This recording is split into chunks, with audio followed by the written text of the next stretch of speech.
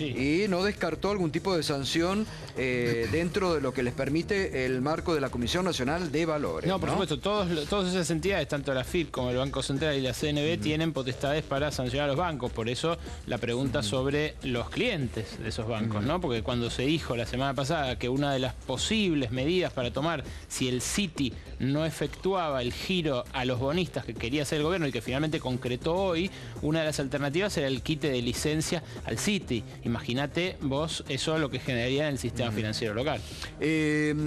Kurchet, y usted insiste en que todo, digamos, estas instituciones que están... Porque la presidenta dijo que eran...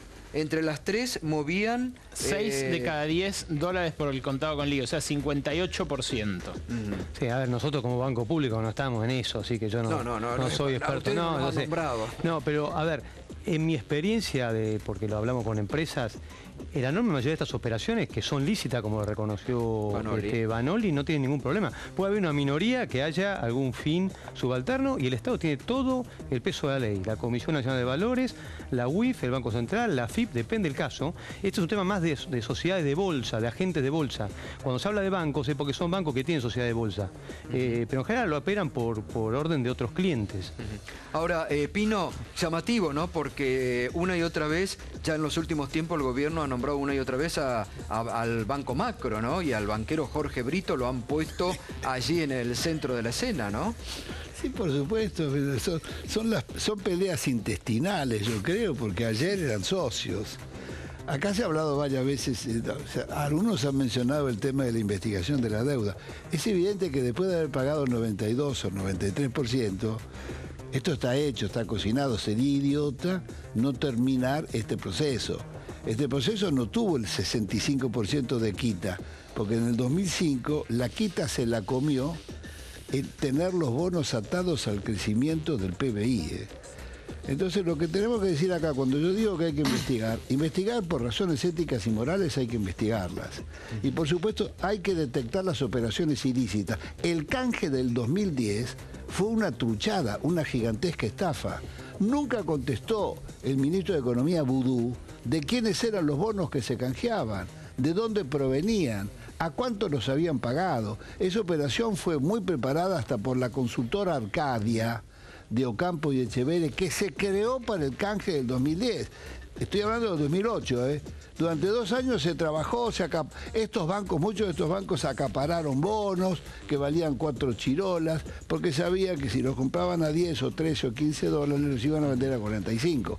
Entonces todo eso es una denuncia penal que está en el juzgado del Torrijos. Entonces, cuando digo investigar la deuda, que no nos hagamos los distraídos, ¿eh? Acá, en el tema de la deuda, hay mucha estafa, como la hay en estafa en la deuda del Club de París, que se pagó un 50% más, sin disminuir ni ninguno de las multas y de los punitorios. Y todavía hoy no sabemos cuál es la nómina de empresas a las que si los pagó, ¿eh?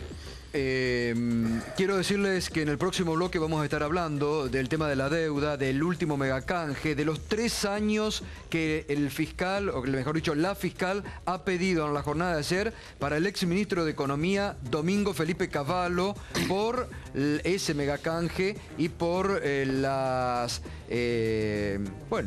comisiones que le pagó a David Mulford, ¿no? Enseguida vamos a estar con Mario Cafiero, está Carlos Malatón también, para hablar de este... ¿Puede ir preso Cavallo? Es la gran pregunta en un juicio que se le está realizando en estos momentos al ex ministro de Economía. Pero vamos al otro tramo del discurso de la presidenta cuando habló de las amenazas y culpó directamente y responsabilizó a Estados Unidos. Ayer, porque además han aparecido artículos, 3 o 4, leí en los diarios, sobre presuntas investigaciones que han hecho, dicen, porque a mí nadie me dijo nada, organismos de inteligencia del Estado, acerca de la amenaza que yo les comenté que había sufrido por parte de ISIS, este grupo terrorista que actúa en Irak. Bueno, me enteré por los diarios que aparentemente los organismos de inteligencia del Estado descubrieron no sé quién en la triple frontera. Lo que más me llama la atención, primero que no lo creo, porque creo que si fueran los organismos del Estado que dependen de mí, a la primera que me tendrían que haber avisado es a mí, que soy la presidenta y la amenazada, y no a Clarín. Si me pasa algo, y lo digo muy en serio, si me pasa algo que nadie mire hacia el oriente, miren hacia el norte, por favor. Miren hacia el norte. Que nadie mire hacia oriente. Porque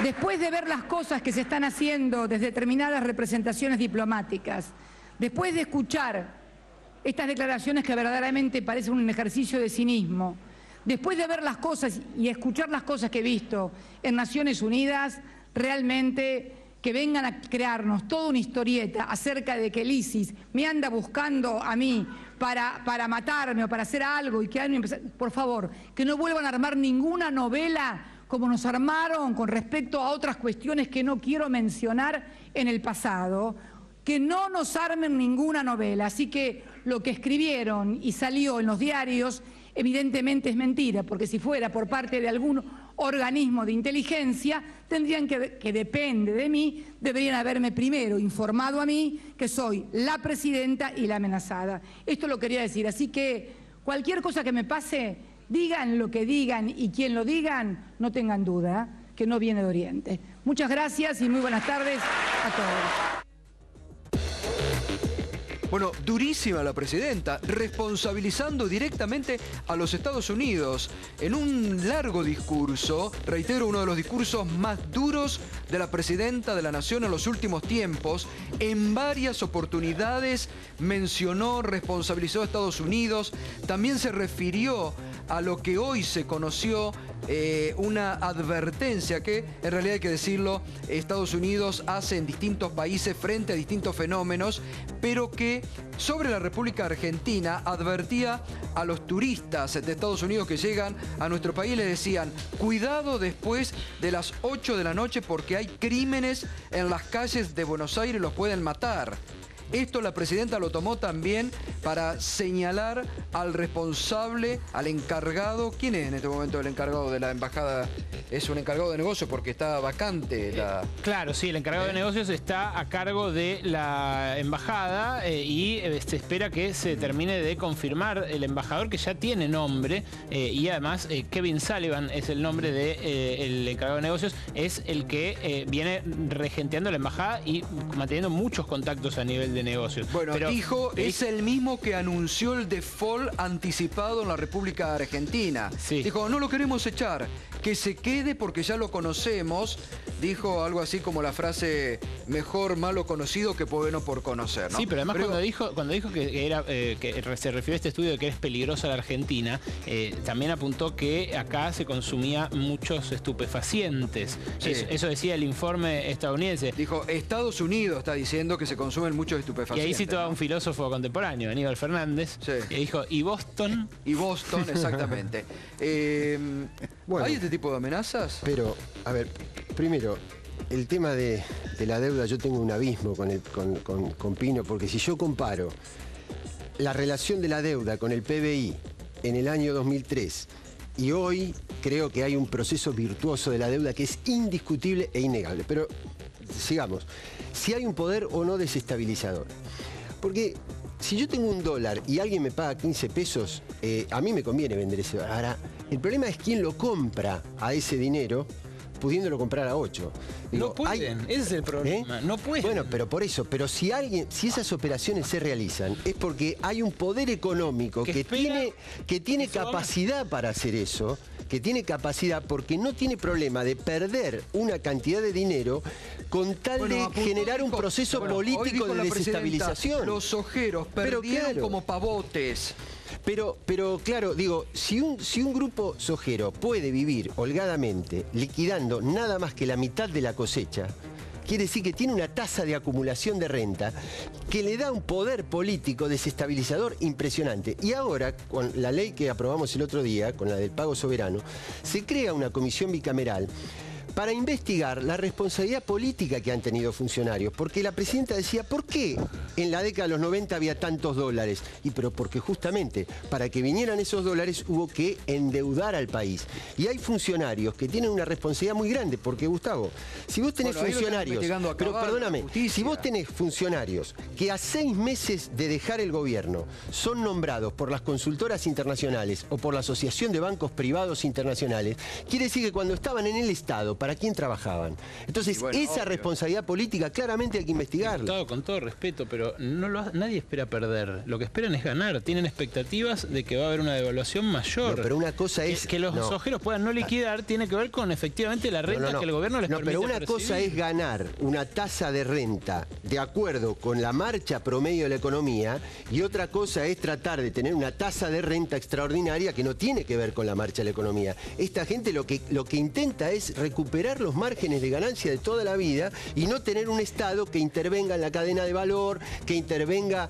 en la desmonopolización de la economía. A ver, Juan Curuchet. Yo diría que me causa gracia que Raimundi habla de la responsabilidad de los funcionarios cuando el gobierno acaba de hacer sancionar en el Congreso una ley que limita la responsabilidad política de los funcionarios.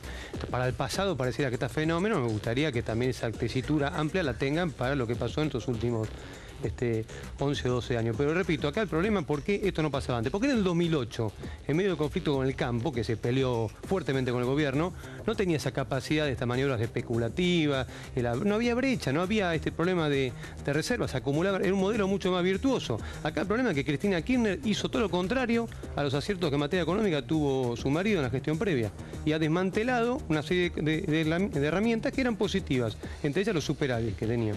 Y por eso estamos hoy con la crisis de confianza que hay en la economía. Bueno, pero primero que justamente cuando se hacían esas políticas virtuosas, la fuerza política de este señor era igualmente opositora que ahora. Así que ahora decir que había... En el 2008 fue la resolución 125. Hubo medidas extraordinarias que tomó la Argentina. El haber recuperado los fondos previsionales, el haber puesto límites al proyecto del ALCA, me parece que son medidas que indudablemente irritan al país. ¿Por qué? Porque convierten a la Argentina en un país autónomo, en un país con más poder de decisión, desde ahora, luego con problemas, pero con mucho más poder de decisión. Pero la presidenta dijo hoy, el problema no es en la economía. ¿No es la economía el problema de la Argentina, Pino? Yo creo que el problema de Argentina, por supuesto, es económico, pero es un problema político. No la hagamos tan complicada. Como nadie cree ni en la estadística ni en la palabra oficial, y la inflación, no hay medidas antiinflacionarias, no hay inversión, el ciudadano común va y se refugia en el dólar. Entonces hay una relación muy directa entre la crecida del dólar y el proceso inflacionario. Entonces no la hagamos tan difícil. Lo que hay que ganar es confiabilidad. Por supuesto que esta dolorosa experiencia que está viviendo Argentina con los buitres, etcétera, nos enseña que no debemos delegar más en tribunales extranjeros.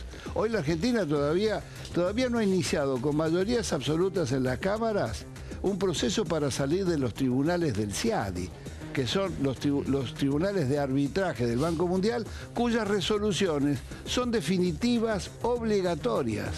Ahora, ¿se va a una devaluación? Dijo la presidenta hoy, no vamos a devaluar, que no apuesten porque pierden. El gobierno va a tratar de que no haya devaluación, lógicamente. Ningún gobierno le gusta porque pegan el salario real.